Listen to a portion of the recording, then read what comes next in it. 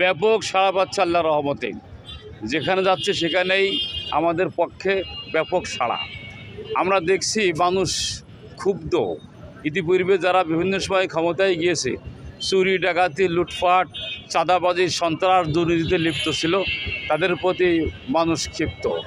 এখন চাচ্ছে যে সৎ যোগ্য ও খোদাভের নেতৃত্ব আসুক, এবং বিভিন্ন সময় বিভিন্ন দলকে দেখেছে, তারা স্পষ্টই বলছে।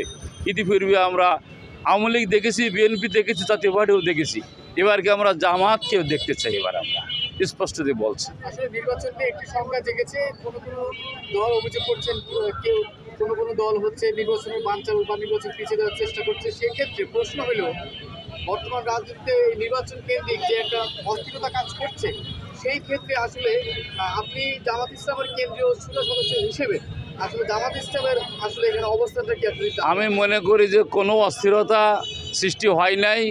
সরকার ঘোষিত যে টাইমটা আছে, ওই টাইমেই জামাত ইসলামী নির্বাচন করবে।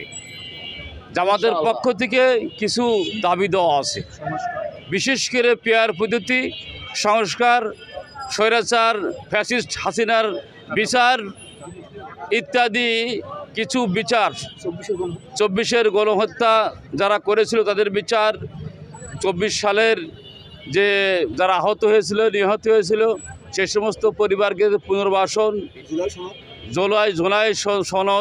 জুলাই সনদের আইনগত ভিত্তি ইত্যাদি দাবি আমাদের রয়েছে।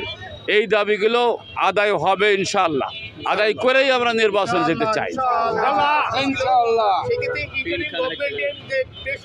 স্পষ্ট করে বলেছেন যে নির্বাচনের যে তারিখে ঘোষণা হয়েছে সেই তারিখে নির্বাচন হবে, সেই মাসে নির্বাচন হবে।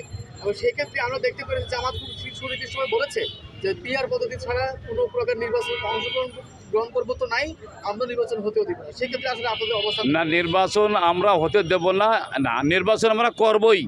তো পিআর পদ্ধতি আদায় করেই ইনশাআল্লাহ নির্বাচন। আসসালামু আলাইকুম। জামাত অধ্যাপক মোহাম্মদ আলী আজম।